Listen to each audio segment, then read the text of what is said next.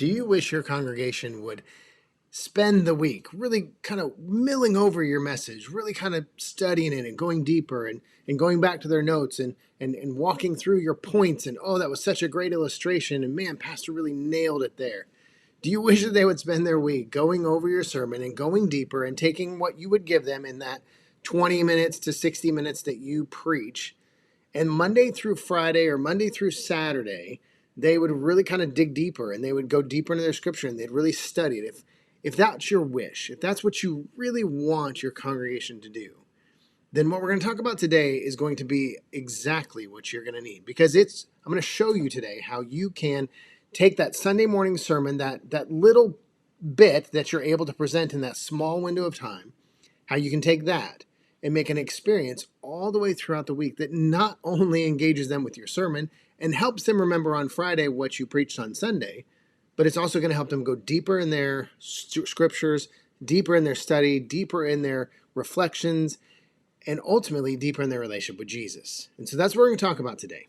So let's get started. So the big question is this: how do pastors like us, who remain focused on the mission of Jesus and serving our communities without being distracted by everything in the world around us, how do we increase our effectiveness while living a lifestyle that doesn't compromise our health, our families, or our personal relationships with Jesus? That's the question this podcast is going to answer. I'm Dr. Brandon Party Cooper, and welcome to the Ministry Hackers Podcast. Welcome to this episode of the Ministry Hackers Podcast. I hope you are doing wonderfully wherever you are and whatever it is that you are doing. I'm so glad that you're here with us. So glad that you chose to join us on this episode. Join me. There's nobody else here. It's just me. Join me on this episode. Our goal, the goal here at Ministry Hackers, is to help pastors just like you avoid the overwhelm and live the dream life that God has designed for you. Live the life where you get to pastor a growing church and a growing ministry while at the same time enjoying life, enjoying your family and friends, going to ball games and going to recitals and traveling around the country and visiting friends and having a hobby and whatever it is else that you enjoy doing. That's our goal. That's what we're trying to do here. And so I'm so glad that you're here with us, here with me. I don't know why I do that. So glad you're here with me, and excited for you to be a part of this episode. I am loving the fall weather. I'm loving this time of year. I hope you are, wherever it is you are. Although I have realized, for those who are watching on YouTube, I've realized that my hair has started to go into the curl mode, which means that I need to get to the barber and get that cut. I've also noticed I have some gray hair. So if you are watching very closely, you'll see a few gray hairs popping out. So if you say, oh, I don't see a gray hair, Brandon, it looks great. Well, God bless you, because I appreciate that. And so just enjoying life. And I hope you are enjoying life too. I hope that you are really diving into this fall, diving into the precursor to the holidays, and you're getting ready for whatever's coming down the road for you, your church, your ministry, and your team. And so I'm so excited that you're here today, because what I want to talk about today is how you can take what you do on Sunday mornings. Take your Sunday morning service that you've slaved over, that you've prepared, that you've fine-tuned over and over again, and you've got it just where you want it to be on Sunday morning. You preached it. I want to take that, and I want to make it an experience through the entire week. So your congregation, from the time you say amen on Sunday morning and they walk out the door, till the time they walk in the door the next Sunday morning, that they've been thinking about your sermon. They've been diving in, going deeper, and engaging with it. That's what I want, because I know, for me, I know what it's like to pastor, to preach on a Sunday morning, and then on Monday ask somebody, what did you take away from the sermon? And they're like, I don't remember what you preached on. I've been there, and I know you have too. And so what we're going to talk about today is how you can take that experience on Sunday morning and stretch it through the entire week, and not only make it memorable for the week, but make it impactful for all of your congregation, every member in there. But before we dive in, I want to encourage you. I have been working on this for a few weeks now, maybe a couple months, and released it just a couple weeks ago, and I want to get it in your hands. And that is a free course teaching you how to launch your own podcast. Now, you may be saying, you know what, I've never had any desire to launch a podcast. There's no ideas in mind that I would do a podcast, and that's great if that's you. But if you have ever thought about, I really want to do a podcast. Or if you've ever thought, I want to create a platform where I can get my message out. Or maybe you say, our church would love to launch a podcast and get our message out to our community and those people that are connected with us around the country. If that's ever been on your mind, then I want to encourage you to check out a new podcast course that I just launched a couple weeks ago. And so if you go to brandonpartycooper.com/podcast course, brandonpartycooper.com/podcast course, if you go there, what you're going to find is you're going to find a step-by-step process that you can go through to launch your own podcast in just 2 weeks. I walk you step by step. Day 1, here's what you need to do. Day 2, do this. Day 3, all the way through 14 days. And in 14 days, you can have a podcast up, running, published, and out to the world. And if you've ever wanted your message out there, whether it's your gospel message, whether it's your testimony, or maybe it's something else that you have wanted to teach and share and get out there, or something you've wanted to discuss, or a conversation you've wanted to host, this is your opportunity, because podcasting is the easiest way to create your own platform. And this course is the easiest way to get your podcast up and running.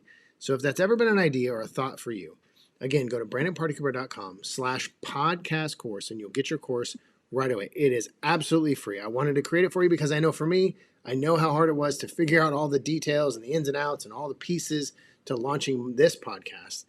And I want to make that a lot simpler for you. I want to cut my 1.5 year experience of trying to figure it all out. I want to cut that down to 2 weeks for you. And so go to brandonpartycooper.com/podcast course and you'll get your course, you'll get started, and in 2 weeks, you'll have your podcast up and running. Okay, so back to our conversation. Over the last few episodes, we've been talking about how you can deepen the biblical foundation of your congregation. And we've talked about switching over and doing more expository sermons.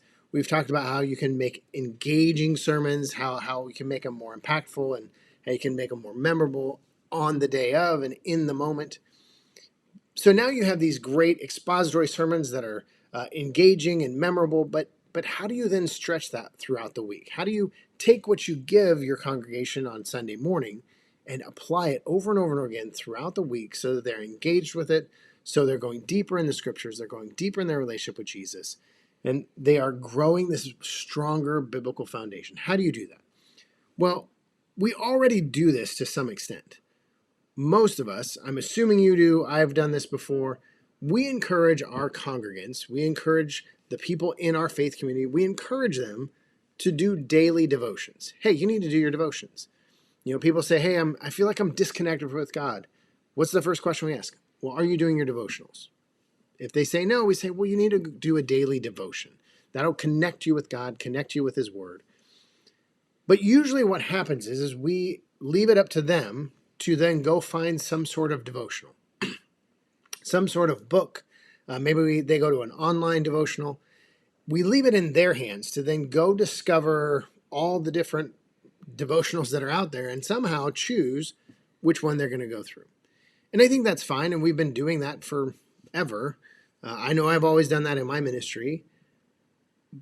But what if we were to give them a devotional that's tied to the messages that we're preaching Sunday after Sunday? What if the experience they were having from Monday to Saturday, what if that experience was connected to the experience they're having on Sunday morning? What I want to do today is I want to give you 4 things you can do to take the devotional experience that your congregation has during the week and tie it to what you're doing on Sunday morning. So the first thing that I want you to do is I want you to provide devotional material. Again, usually when we say, hey, you need to have a devotional life, or you need to do your devotions each day, usually what that means is that we're expecting people to find devotional material, which is, again, is fine. But if we can provide them with devotional material, then it's tied to what we're doing and we're walking through it together, which creates not only this individual experience, which it still has, but it creates this community experience. Everybody doing it is doing it together. It becomes a conversation piece. It becomes a growth point that everybody's sharing. It's providing the same material for everybody to go through. Not that everybody has to, but at least you're providing it. Now, I know the initial kickback is, well, we can't afford to do that. We can't afford to buy everybody a devotional book. That's just not something we can do. And I get that, 100% get it. So there's two ways you can do this. The first, well, I guess there's three. You could buy everybody a devotional book and go through it. So I don't recommend that, but if you have the budget and that's something you want to do, okay, that's the third option. But the other two options are a little more realistic. The first one is you provide them with a devotional book that is related to what you're doing in your sermon. There are more than enough options out there for you to pick from. Go to your local